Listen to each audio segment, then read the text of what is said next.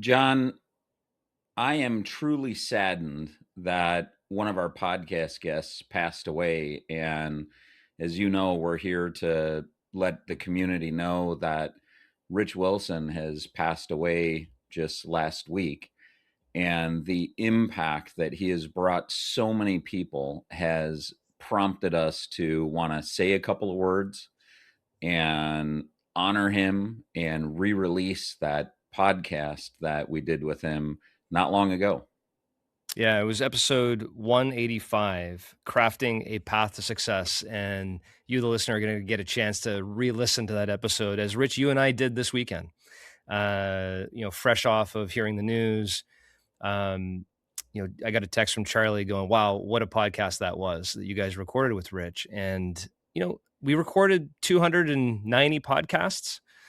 I don't really go back, and I know you don't either, re-listen to them after we release them because we were in the conversation. So we don't typically go back.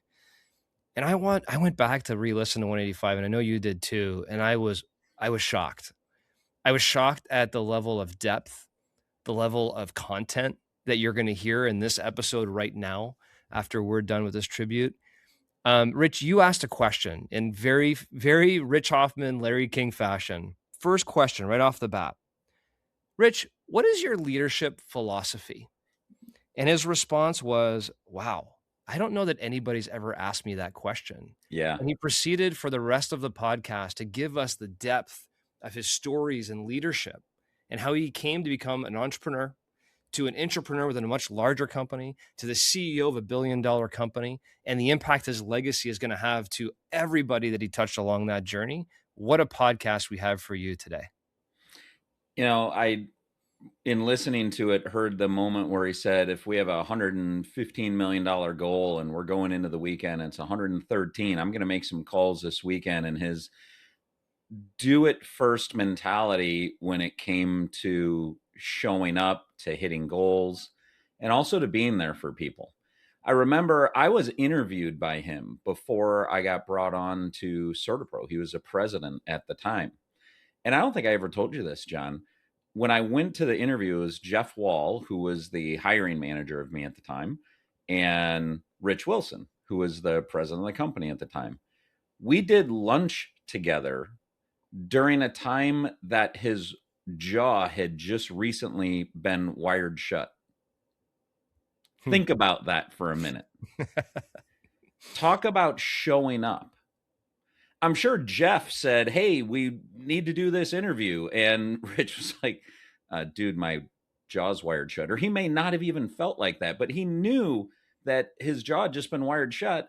And in order to get me in one of those social situations that he talks about on the podcast, he agreed to go into lunch in that way. Yeah. Just so he could serve the organization and Jeff in this new hire that Jeff wanted him to check out. So I personally had the blessing of the experience of his leadership and will continue to use the lessons that I learned from him. Yeah. And Rich, what a supporter of us and Entrepreneurs United. He attended the first Entrepreneurs United Empowerment Experience in Austin, Texas. And it was interesting, just like you said, like he goes into battle with his team. He put up the lawn signs for Chris Drucker. He would do whatever it takes to make sure results are achieved for his team. And that is the type of leader you want to go into battle with. And I can remember planning the Entrepreneurs United Empowerment Experience in Austin. And our gating question in planning is, what would Rich Wilson think about this content? How would he feel? Remember, right? We were specifically looking at Rich going, if we can meet the bar level of Rich Wilson feeling like this event was a good event, we've accomplished a great event. And afterwards, the feedback we got from him and how supportive he was of us and our event, it really chokes me up to just think about how supportive he was to people, how willing he was to go and battle with people. And just that legacy of leadership from Charlie Chase to Rich Wilson and all the hundreds and hundreds of people that Rich impacted through his leadership journey.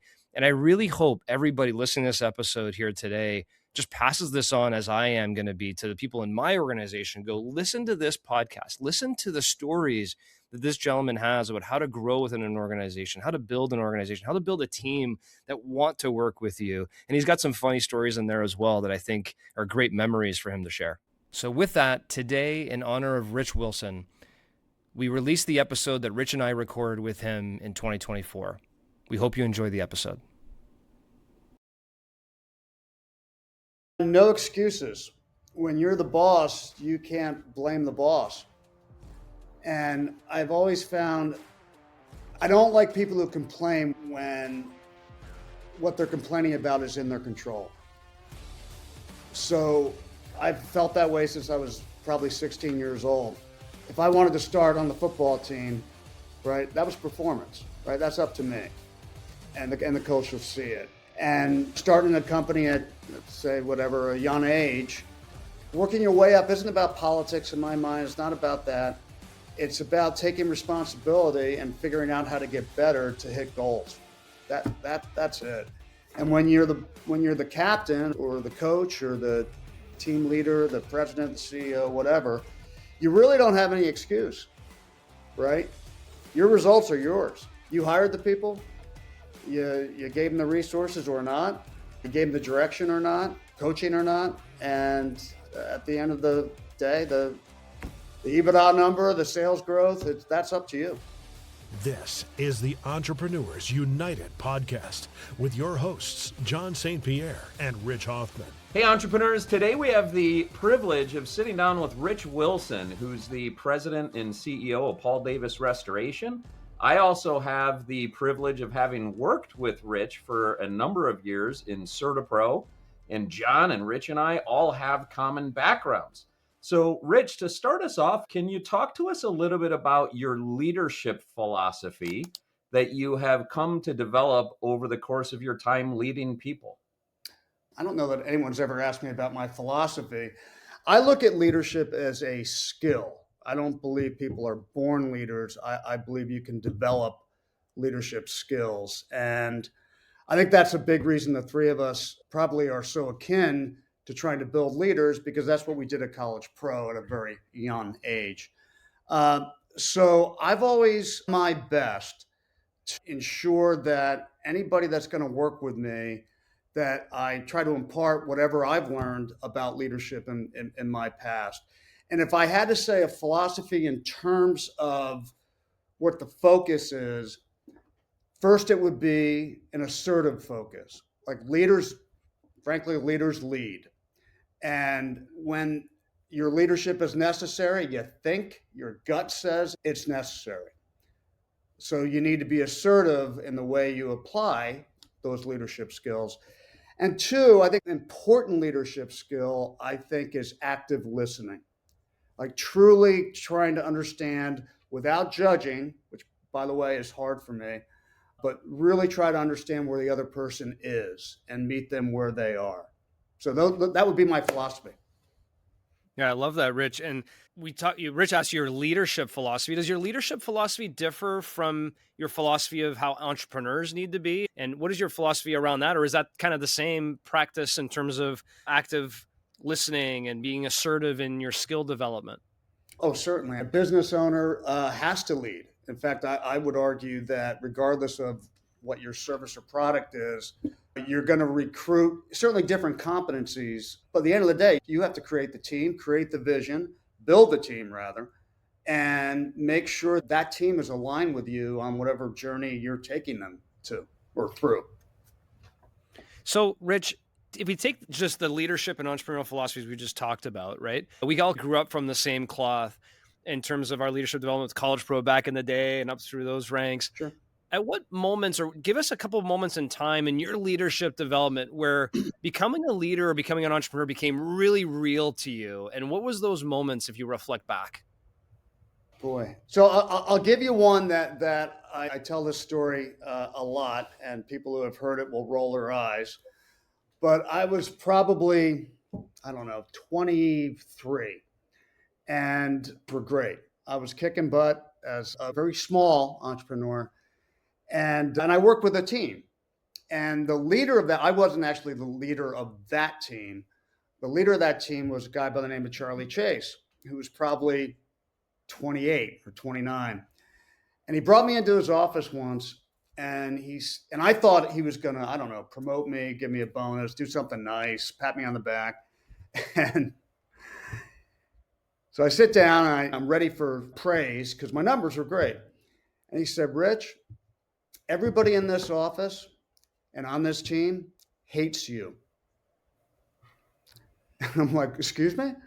I'm like, he said, you're being I'll just say it, you're being a prick, right? Treat people with respect, listen to them, all that kind of good stuff. And I'll never forget that because it's not just about performance, because that performance will not be long lasting unless your team's behind you. So I've tried to be less of a prick over the last 34 more years. When we look at assertive focus, my understanding of assertive, which may have very well have come from you, is assertive is about putting your reality on the table. Everything you know, everything you don't know, everything you feel, everything you're making assumptions about, and then inviting the other person to put their reality on the table as well. So first of all, I want to check in with you on, are we aligned on what an assertive focus is? And then assuming, feel free to correct that with your understanding, but assuming we are, what are some obstacles to leaders being assertive that you've observed? Okay. First of all, definition of assertive, that was well said. I like that, Rich. Yeah, assertive is putting your reality on the table, and that takes courage. So that's important. And the difference between assertiveness and aggressiveness is that you actually really do want to hear where the other person may be coming from. And you're not shoving your reality down their throats. So the question was, what are some of the obstacles?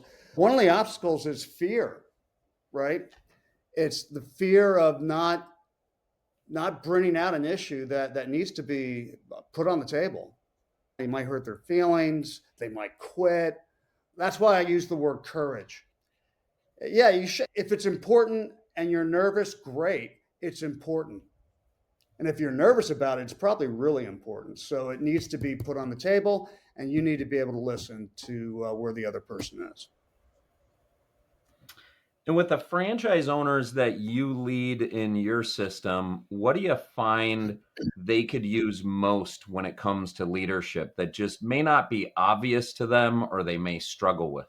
Geez, I've worked with thousands upon thousands of franchise owners, and everyone's different. If you had to pick a through line, if you said, you know what, gosh, if I could wave a magic wand and every franchise owner were just to do this, I bet it would move the bar for a bunch of them. What would that be? It would be effectively recruiting the best people, holding standards very high in regards to competency for whatever role and values alignment. And we use a thing called caliper, which I know you guys are familiar with, and preferences that suit the role. The biggest mistake people tend to make is hiring somebody when the need arises, and if they look good, smell good, the interview's okay, they hire them. And I have found that when you take the proper amount of responsible time to do your due diligence on somebody, at the end of the day, you're going to do a lot better performance-wise. Period. That's it. So be recruiting the right people. We've had a number of people on the podcast who have said, be slow to hire and quick to fire. Seems like an easy enough quip to rip off. What we've also observed, though, is people can be slow to hire, but then they're also slow to fire. And there's a little bit of ego involved. There's a little bit of pride involved to admit that somebody made a hiring mistake. Have you ever made a hiring mistake, or can you tell a story about maybe someone else who's made a hiring mistake? And what was the length of that? Was the hire held on too long, too short? I'd just love to hear a story from you about reflecting on the idea of being quick to fire when you know it's time to do that. Sure. Everyone makes hiring mistakes, and everyone generally says, I should have done it. I'm thinking of a certain instance where it's interesting. Quick story. So when I hired Caliper before that whole profile thing, 20 years ago, Rich. The PhD that sold me on it said, hey, give me your whole team and I'll do a caliper on them. I'll do a caliper on you. And then we'll get back together in a couple days. And I'm going to go through and tell you what you like about these people and what you don't like about these people without ever meeting them. Right. And he knocked it out of the park, like nailed it. There was one person, he said, though, I don't get this person based on a test that they took. Right. I don't think you like this person at all. And I think you're going to fire him, aren't you? And he nailed it. Wow. And I was new to the position at the time, and I had been just trying to give this person as many chances as possible. And really what I was doing was delaying his career. It was a him, his career. And he knew darn I was like, so he was, not only did he have to stay on the job and not get another better job, but he had to live with the knowledge, the misery that Rich didn't like him. And that sucks. So I think you're hurting the other person as much as you think you might be helping them by giving them a chance. By waiting, it's just misery for everybody involved. Did you hire the sales rep for Caliper? I didn't, but we did hire, I won't name the name. We did hire somebody from Caliper, yes. Because that's a good presentation in my book, right? Yeah, that's when you know you got a good rep. And for those who don't know, your Caliber is a personality-based test. Is that correct? I haven't used it, but obviously you guys have been using it for 20 years where you can get an understanding of the profile of a candidate and their strengths and areas of opportunity, right? And so for those who don't know, a lot of companies use different personality tools to really evaluate candidates that fit the role. Like one thing you said is not only do you have high standards, that they also have values alignment, but the preferences match the role. And with the Caliber, you can assign what preferences are important to you in your business, and it can work that way. So I love that. And Rich, as you asked that question, I was thinking to myself the same, how would I answer the question you asked Rich in terms of an experience where, I held on to somebody too long? And Rich said it exactly the way I felt it, which is you always usually regret it, holding the one for too long. And you think you're doing a good deed. You think you're doing good to Johnny, right? Let's keep Johnny around a little bit longer. Maybe it will work, whatever. And inevitably, you have an ethical responsibility, Rich. I love the way you put that, of letting Johnny move on and not keeping him in a role or her in a role is just not working for them and delaying their career. We have ethical responsibilities as entrepreneurs and leaders. And the biggest piece for me, I don't know if this ever happened to you, Rich, but no good deed goes unpunished. Anytime I've ever tried to think I'm doing the right thing by keeping somebody longer, it bites me in the butt somehow. Has that ever happened to you? Absolutely. Yep. Yeah. So that's a part that drives me nuts through all of this. And I'm curious, you said something about the proper amount of time to recruit an individual and do it right. How long do you take in your hiring practice, and what's that process look like? If I could do these two things in 2 days, I could hire somebody in 2 days. It's difficult though, because here are the two, actually it would be three things. One, I have to take some sort of personality test. I think that's really important. It's objective. It's not always a thumbs up or a thumbs down. It's never a thumbs up, 100%, and we're good at all. But that needs to get done. And I'm going to need at least two other people that I trust to interview them other than myself. So 3 people interview them. So that's the second thing. And the third thing, I need to get them in a social situation around people other than myself, and then talk to the other people afterwards. For example, in franchising, we have the things called Discovery Day. And during Discovery Day, the franchisees come in, or the candidates come in, everybody presents and all that kind of good stuff. And then we take them out for dinner. And the corporate people leave, and our current franchisees that we invite to the dinner hang out. We have breakfast with the franchisees that hung out with them, and we find out how they did socially. Because it's not FDD stuff, right? So I can swear. I have a no asshole policy. You can have the best caliper in the world. You can have the greatest resume, highest performance. The story I told you about Charlie. Yeah, your numbers can be great, but if you're a jerk, I don't want you on my team. So you find out very quickly if somebody's a jerk. That's when their guard's down, whether it's a drink or two, that doesn't really matter. But get somebody comfortable and you'll find out who they are. I think that's Yeah. Yeah, it's cool the story you shared earlier about Charlie, right? Because you probably wouldn't hire the 23-year-old self. And I don't know if I'd hire the 23-year-old self of myself either, the more I think about it. right. But it's funny that 360 and how you've evolved as a leader back to you focusing on your skills in an assertive manner and being an active listener and growing through that process. What do you recommend? What ends up happening, though, is sometimes those individuals who aren't a culture fit do well at dinner for a variety of reasons, Sure. come into the organization and then aren't a good fit, but they're producing.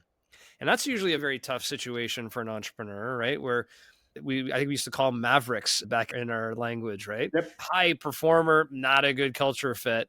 How do you suggest entrepreneurs handle those types of situations? Do you still get rid of them as quickly as possible, even though they're your top sales rep? Like, how do you suggest that being handled? Easy to say, hard to do. Get rid of them immediately. Really hard to say when they're knocking it dead performance wise. And you can rationalize that the salesperson, so they're only like at some meetings, right? Or they don't really affect our culture, but they're knocking it dead on the numbers. That has always come back to bite me. And it's hard, but I would say if you got somebody that's truly not a culture fit, that when they're in a meeting with the team, like this is a team, right? And people cringe. Unfortunately, I would say get rid of them immediately. And I know it's hard. Not easy. So for those who didn't see the title and the description, we're talking today with Rich Wilson, and Rich is the president and CEO of Paul Davis Restoration, a very large franchising company in the United States. Rich, how many franchises do you guys have? 354. Yeah, so 354 covering all of the U.S., I think Canada as well, or just in the U.S.? No, Canada as well. So all of North America. And then prior to that was for longer than a decade, the CEO and president of CertaPro Painters. So 20 years as being a president and CEO in this business, and somebody who started off as an entrepreneur as well. You started within the organization out of college and kind of grew all the way to this point, working your way through the ranks of an organization as well. And we have a lot of entrepreneurs that listen to this conversation and or entrepreneurs who have entrepreneurs in their organization that they want to someday maybe run their business. What are some of the key traits that you, Rich, as you were growing through the organization, had to really put on display, learn, and prove yourself that, hey, someday I can run this very large organization? I think if you're going to lead an organization, you have to look at it as your own. And I do own a small percentage of Paul Davis. So I have equity, but I'm not the majority stakeholder. So I'm not an entrepreneur. And certainly I'm an employee with equity. But the reason I've been given the opportunity to lead the teams that I've led is because I thought of the company as mine. Right? A lot of people talk about work-life balance. I don't think of work and personal life any differently. I certainly go on vacation and all that kind of good stuff. But at the end of the day, we have to do $115 million in sales this month. I know that we ended at 113 and we have some reconciling to do, and we're going to get to 115, damn it. And if I have to make some calls this weekend, I will. So I can't think of any specific traits other than to treat the company that you work for as your own and care about it just as much. Yeah, it's a critical trait because a lot of individuals want to be given the role before they start treating it a different way. And I think maybe to rephrase what you're saying in terms of look at the business as if it's your own, you didn't just start doing that when you became the president and CEO. No. You started doing that 30 years ago when you were in the business, Yep. showing the leadership that you cared as much about this business as if you owned the business. And you started treating it like you were the sole entrepreneur in that business, willing to be the chef, chief cook and bottle washer, willing to do whatever you needed to do to really have this business experience success. And we're talking to the CEO and president of $1 billion+ corporation here, who's proven that throughout the time. And I think that's a great message to entrepreneurs. But let me flip that now the other way. Mm-hmm. Now that you are the CEO and president of this very large corporation, what are some of the key traits that you need to display week in, week out to continue to move your organization forward? Basic stuff. If you're going to proselytize being assertive and actually listening to people, then you better be assertive and you better listen to people. No one likes a hypocrite. So I would say living the vision, mission, and values, knowing your darn numbers, right? For example, if Richie, you and I were talking on the phone and he said, "Hey, how'd you do this month?" And I might say, "Oh, pretty good." And then you might say, "What were the sales?" And I don't know the answer to that, then I don't know what the hell's going on in my company. What'd you make? What was the EBITDA goal? Right? How about the NPS? What was that? And what did you learn from some of that feedback? So you've got to be plugged in, you've got to be engaged. And if you expect your people to know something, then you better know what you should know, if that makes sense. Rich, how do you know when somebody's ready for more responsibility? Either looking at it as a franchise owner or an entrepreneur, you have a staff of people, and how do you know who's the one who's ready for more? Or even in considering your own staff, I'm assuming you would be looking at same things as an entrepreneur would. Who's ready for more responsibility? How do you identify them? Results in whatever their role is, have they consistently achieved results and not just gotten lucky 1 year? So consistent results and the aspiration to want more. I don't talk people into taking more unless I think they want it. And finally, and this is where people butt up sometimes against the Peter principle, whatever you want to call it, the ability to problem solve on your own. In caliper speak, that's abstract reasoning. That's having the wherewithal to not have to call your boss to say, "What do you think I should do?" Now, that's not to say that you couldn't get feedback, but the better call to me is, "Hey, Rich, I'm thinking about doing this. What do you think?" Versus, "What do you want me to do?" So that's pretty much it. I have made way too many mistakes in my past by next man up. I call them battlefield commissions. Well, that guy got fired, and that guy was like the second in command, right? All right, hire that guy or gal, right? And that I have hurt people by doing that, by putting them in a position they were not ready for before too soon. And then that hurts them as well as the organization. So the three things I heard from you was consistent results, they want more responsibility, and the ability to problem solve on their own. I remember a conversation you and I had that must have been 10 or 12 years ago that you had shared with me that you knew that you had always wanted to be president of a company. And I'm curious about that in light of you looking at wanting more responsibility. You knew what you wanted from a young age, that you wanted to run a company. What was it about running a company that you were confident you wanted? And how were you clear like that at a young age? No excuses. When you're the boss, you can't blame the boss. And I've always found I don't like people who complain when what they're complaining about is in their control. So I've felt that way since I was probably 16 years old. If I wanted to start on the football team, right, that was performance, right? That's up to me. And the coach will see it. And starting a company at, let's say, whatever, a young age, working your way up isn't about politics in my mind. It's not about that. It's about taking responsibility and figuring out how to get better to hit goals. That's it. And when you're the captain or the coach or the team leader, the president, the CEO, whatever, you really don't have any excuse, right? Your results are yours. You hired the people, You gave them the resources or not. You gave them the direction or not, coaching or not. And at the end of the day, the EBITDA number, the sales growth, that's up to you.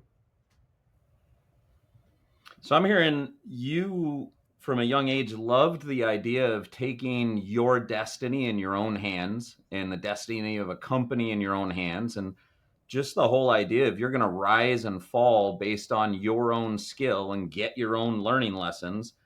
If you were running that company, and neat enough, you've been doing it for over 20 years. Yeah. Having been in one of the companies that you've run, I can tell you one of the things I find you particularly talented at is communicating a vision and doing that in a way where people are confident about the vision that you communicate.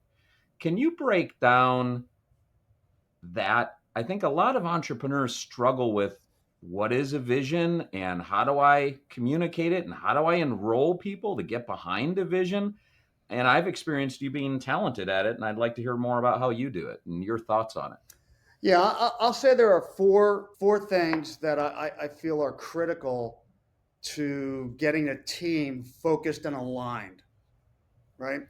Number one, they need to know the vision, right? That's who are we and what do we stand for? That's how I define vision. It's not a number goal. It's who we are and what we stand for. How are we going to do it? Values. Hey, what matters to us? What do you have to portray every day or live by every day? Do your best to live by every day. And then finally, a goal, right? Okay, where are we going in 5 years? And what has to happen this year in order to get there in 5 years? So what's funny, Rich, when I started at CertaPro Painters, we were doing 50 million bucks. And I stood up in front of my first conference of 200 people or however many people it was. And I said, we're going to be a $500 million company. And I almost got laughed out of the room. Literally, people were laughing, booing. So that was nice. They didn't boo me, but they were laughing. And what are they going to do this year? 780, Rich? Something like that? Yeah. Yeah. So it worked. But okay, so that makes for entrepreneurs or anybody leading a company, I think the vision, mission, values, and goal really important. And the vision, especially, needs to be one, memorable. So our vision is to provide extraordinary care while serving people in their time of need. I can remember that, right? So it needs to be memorable. It needs to be impactful. Meaning when somebody reads that's not in your company, goes, provide extraordinary care, not just fixing stuff, but extraordinary care, like better than anybody, while serving. I like to help people, and we attract people that like to help people, by the way. And we're going to help people in their time of need. That's pretty honorable. That's awesome. And if it can be memorable, impactful, it's got a shot at being inspiring. Gosh, even your description of that, right. The way you even described that is inspiring. There's something about how you use your voice and your confidence in how you communicate. There are probably a whole bunch of people that could rattle off that vision that you did, but your unique ability to really, in your belief of what you're saying, I think communicates volumes. I was inspired just listening to you right there. Thank you. But yeah, I guess actually I didn't mention it, but yeah, you need to believe it yourself. If you don't believe it yourself, what's the point? I can't imagine any of the entrepreneurs that put their whole net worth and their house and family on the line don't believe in what they're doing. I would hope they believe in what they're doing. But just to interject though, Rich, a lot of entrepreneurs believe in themselves, but they don't as passionately deliver and fulfill on the promise of their vision and their values and standing behind the mission and being accountable to the goals and delivering so that the team not only hears the inspiration, but believes the inspiration. I think that's what Rich has just extracted out of you. That I think was wonderful. No, that's cool. And on the hiring thing, there's not anyone on my team that doesn't inspire me in some way. Like, I wish I could be like Brad Cowan. I wish I could be as gregarious as Brad Cowan. I wish I could be as disciplined as Mike Hopkins. Right? I can go right through my team. And it's not humility, by the way. I'm as arrogant as the next guy. But I don't think I could be the chief revenue officer like Brad can. I don't think I could be the chief operating officer like Mike. Mike's a better chief operating officer than I ever was. You know what I mean? So I try to let my team do what they do best and stay out of their way. And I am really proud of Mike Stone, because Mike Stone took over for me 9 years ago in 2015. And he's done a great job. And I think that's great. I think one of the things, I liked your breakdown of the vision of know the vision, the mission, the values, and the goal, but you just demonstrated maybe a fifth thing, which is to know your people and to know what is an extraordinary talent that each person has, that you genuinely believe in them, that you genuinely admire them, that they genuinely inspire you. There's got to be something to you knowing that about people and that you believe in them. Then it's like vision, mission, values, goal. Because I think we could throw away vision, mission, values, goal if you didn't believe in people or people didn't feel honored or respected by you. So I feel like you just exemplified a fifth without having highlighted it. No, I agree. I agree with that. Hey, Rich, I'm going to disagree with you. I don't think it comes on top. I think it's like that old selling 10 plus 1 we had. It's like you get your 4 plus 1. Yeah. But if you can deliver all of those, knowing who your team is, to your point, if the vision is going to be inspirational enough, if it's going to take them to a place that you want to lead them or they want to go, right? If you know them well enough, you're not going to design a vision that they don't care about either. I think that's that plus 1 that's all encompassing in all of those. So I think it's fantastic. You mentioned Mike Stone there a few minutes ago. And I don't know if you know this, Rich, or not, but Mike Stone was on episode 1 of the Entrepreneurs United podcast. I think we're around 170 or so now, going on our 5th season. So he was on episode 1, and it's great. Mike worked with you. We talked a lot about his entrepreneurial journey, and I know he still wants a rematch on pickleball court, the next Entrepreneurs United Empowerment Experience in Charleston. So you got to watch out for that. And John, did you notice he also mentioned Mike Hopkins, who's also a former podcast That's guest? true. That's true. We did have Mike on as well. So, Rich, it's about time you get here. So thanks for coming. When you talk about, we talked a lot about it. Just want to hit on Mike for a second, maybe Mike Hopkins as well, maybe both of them. You mentioned earlier finding the right roles for people and getting the right pieces. We all come from the same cloth, if you will, in terms of some of our upbringing and mentorship and training and all that kind of stuff. And you mentioned Charlie a little bit earlier, but now you're a mentor and mentoring others and have mentored a lot of people that have moved on to some phenomenal things. What is a big key, in addition to what we've talked about here, and in addition to like the active listening and the assertiveness, that is a key component of mentorship that you've experienced and now you are providing? Mentorship. I would say sometimes less is more, and guidance. You find that opportunity to say something that is meaningful. I think especially new leaders or even new entrepreneurs could have all the money in the world, smartest people in the world. But if you don't let your people do their job and let them run a little bit and give them a chance to succeed and give them a chance to fail on their own terms, you could actually hurt them. And I'm not looking to mentor or make anybody Rich Wilson. Because I tried to be Charlie Chase for a while, and it doesn't work. I'm not that tall. But you do have to give people enough rope, and you have to let them fail. And I think as a mentor, it's when they fail that you can lift them up, right? Yeah. Give them a little bit more confidence, and maybe say something they'll remember. Or maybe do something they'll remember. I remember, you guys know the name Chris Drucker, right? Rich, you do. Yep. He was my first external hire from University of Pennsylvania in 1989. And he was having a hard time hitting his marketing goal in the spring. and he was in finals, or I don't know. So what I did, I went out and put up 20 lawn signs for him in Doylestown, Pennsylvania, just for the hell of it. I'm like, hey, Chris, I got your lawn signs up. You're good. He'll never forget that, right? And even today, I bet you he remembers that.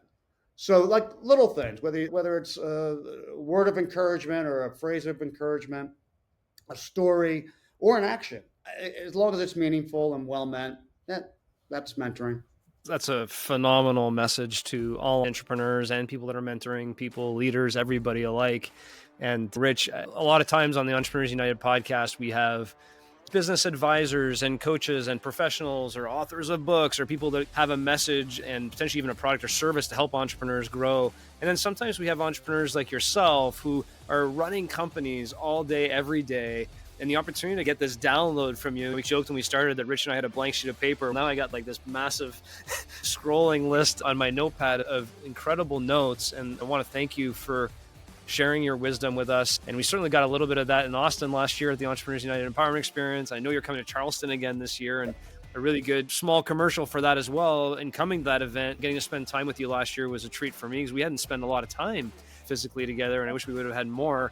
But I can't wait to see you again this September in Charleston, and hope other entrepreneurs come join us there. And I guess in part, thank you again for coming on with us today and sharing your messages with us. Very good. Good seeing you guys. Stay tuned as John and Rich unpack today's conversation. John, in addition to having a conversation with Rich, which I always learn something from, I love how he stitched together this vision, mission, values, and goal.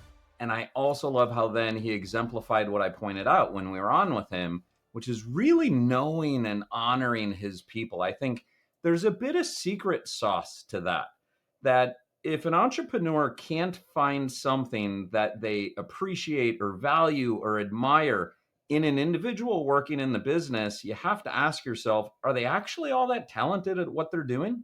Yeah. Well, Rich, you had the unique opportunity to work with Rich. I never worked with him inside an organization before. And right when you asked him, hey, having worked with you, here's something that I noticed about your skills in terms of his ability to communicate a vision and get a whole team behind it. I was literally going to ask you, one of my next questions was, hey, Rich, you've worked with Rich Wilson for a Right. while. I was going to ask you, like, what are some of the traits you saw? And you just mentioned two of them, right? You talked about the vision and rolling a team, and then how well he gets to know his team. Are there others? I mean, what other types of leadership skills did Mm. you experience from which Rich Wilson that maybe you grabbed a piece or two from? You know, what's interesting is at the Entrepreneurs United experience last year, he and I had the opportunity to sit next to each other on the bus. And I had reminded him of an experience that I had with him many years ago where he made it very clear a decision that was being discussed that we were not going to move forward in that particular direction. He cut the conversation off rather early. And I shared with him, you know, at the time I thought that wasn't great. I like it was you didn't listen to people. And he said listening, right? Like, and I said, you know what I've come to learn over the course of me becoming more mature as a leader myself is that you're just not open, just say so. Just if you're the decision maker and you're just not open to going in a particular direction, it is not respecting people to allow that conversation to continue going on because it'll never go there. And if that's the case, just say so up front. So I think Rich has all these small things that he has unconscious competence in how he leads in a values oriented, respectful way that for me, I actually misinterpreted that demonstration of respect in that moment I reminded him of, and have now come to understand that was showing respect to that group. Yeah. It is amazing. Like going back to the first question you asked him about his leadership philosophy. And he talked about leadership being a skill, and you have to have an assertive focus on wanting to develop that skill. And then he walked us back to the story of with Charlie, and Charlie bringing him to his office and saying, "Hey, kid, everybody hates you. Yeah. No one Or wants to that. work Yeah. with you." And then you talk to him today, and you're like, "How can you not love this guy? I want to work for him." And so he developed that skill and learned that skill through his journey. And I just love the fact that as an entrepreneur, as a leader, you can chart your own, course in terms of who the leader is that you want to be, but you have to focus and assertively focus on developing that skill set, which is kind of, one of the reasons I'd say, Rich, we record this podcast. We do it selfishly for ourselves to sharpen our saw. And we have this philosophy that if anybody listens to this, they're probably listening because they want to sharpen their saw as well and get stronger and better in their traits of leadership or entrepreneurship or whatever it may be. And I really love that angle in the first question. Be assertively, focused on developing your leadership skill sets. You and I love remembering which podcast guest we got what from and kind of give them credit for it. I don't remember who said this. And if you remember, feel free to interrupt my flow.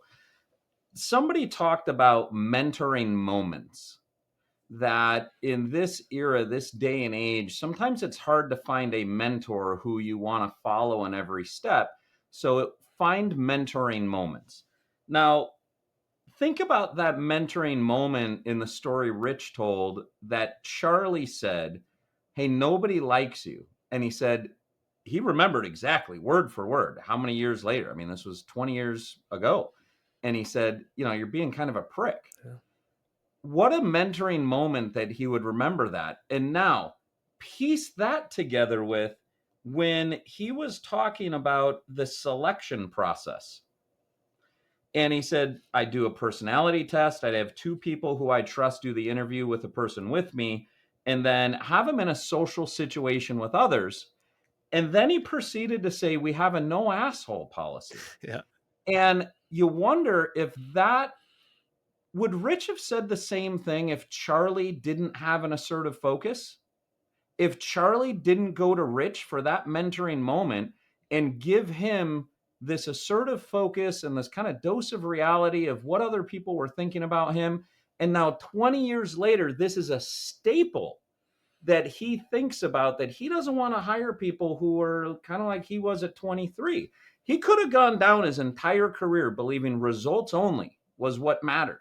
Yeah. But it was the assertive focus of Charlie and that mentoring moment that helped evolve that particular aspect of Rich's leadership. Yeah. Wow. There's a lot there, Rich, that you just talked about. And it's also the courage for Charlie to be assertive, to your point. That's a big point. A lot of entrepreneurs have conflicts with their team members, or a lot of CEOs or leaders have conflicts with people on their team, and they never address them.